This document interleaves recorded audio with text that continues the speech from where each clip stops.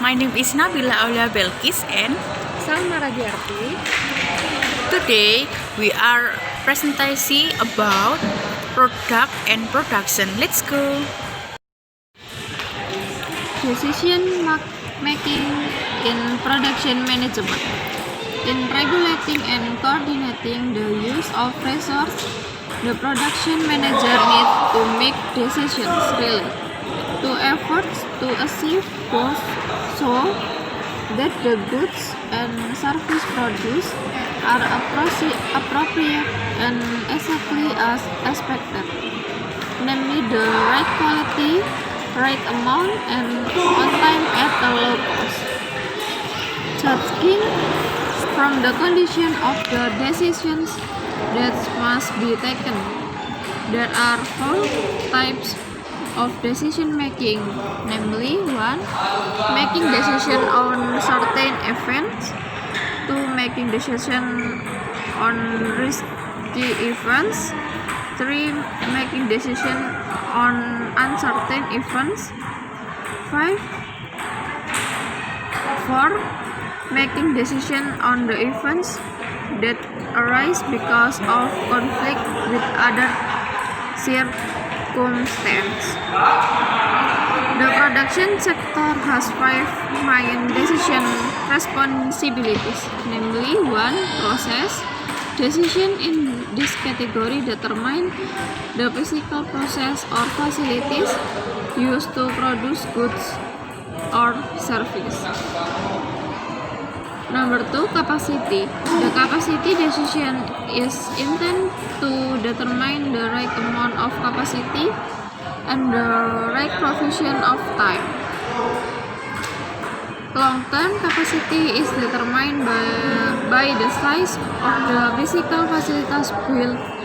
In the short term, the capacity is sometimes enlarged by entering into subcontract to other outsiders or adding more teams or renting additional space. Number 3. Inventory. Inventory managers make decisions in the field of production regarding what to order, how many order, and when to order. Number 4. Labor. In the production management, the determination and management of labor of human resource occupies a very important position. The production process is impossible without workers working on activity to produce product, either in the form of goods or service. Decision about employment include selection, payroll, training, placement, investigation, or supervision. And the last, quality. The production function is characterized by emphasis on greater responsibility for the quality of the goods or service produced.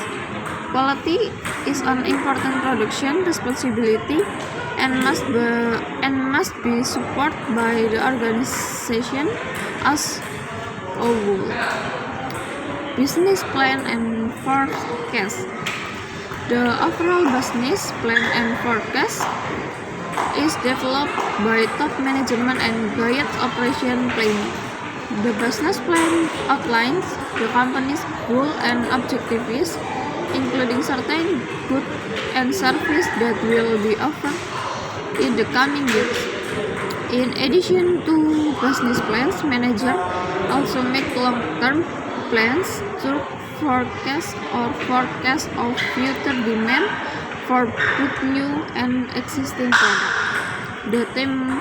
The long-term plan cover a 2 until 5 year period and specific the number of factors of service facilities, labor, machinery, transportation, warehouse, or storage facilities that will be required to meet demand. Capacity planning. Capacity is the amount of a product a company can produce under normal working conditions. Capacity planning means ensure that our current capacity slightly exceeds the normal demand for its product. If the capacity too small to meet the demand, The company must plan other alternatives to meet the demand, such outsourcing, subcontract, etc. If the capacity is too large, it's necessary to find an alternative solution. For example, reducing employees, accepting subcontract, etc. Site planning, the location of a factory affect the cost of production and its flexibility. So the location must be planned carefully. Managers must consider many factors in planning the location of their facilities. Among other, the attractiveness of the location, which is influenced by proximity of the location to raw materials and markets, availability of labor, energy, transportation costs, government regulation, local tax, and community living conditions.